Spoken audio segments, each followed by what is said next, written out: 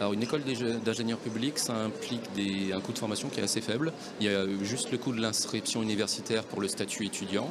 Et si vous êtes en statut d'alternance, donc les apprentis, c'est gratuit puisque c'est l'entreprise qui paye.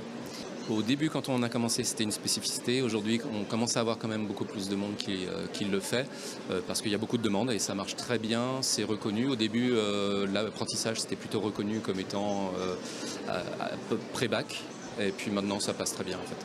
Alors les entreprises apprécient beaucoup parce qu'effectivement elles savent qu'ils sont passés par l'entreprise et ils sont prêts. Donc ça donne une petite maturité en début de travail et de vie professionnelle. Juste en sortie d'école, c'est un petit plus je dirais.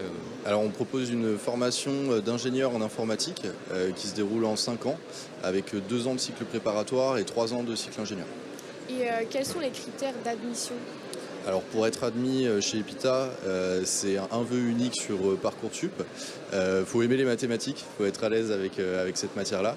Le profil type d'étudiant qu'on a dans l'école, c'est un terminal qui a fait un terminal général avec les options mathématiques et NSI.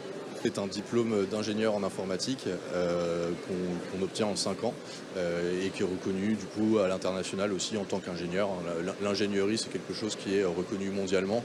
C'est une compétence qui permet de travailler dans plein d'entreprises à l'international. Alors on propose de l'alternance principalement à Paris. Sur Rennes, on n'en propose pas encore parce que ça nécessite d'avoir des effectifs assez élevés pour pouvoir proposer ça. En revanche, on propose évidemment sur tous les campus des stages rémunérés en fin d'études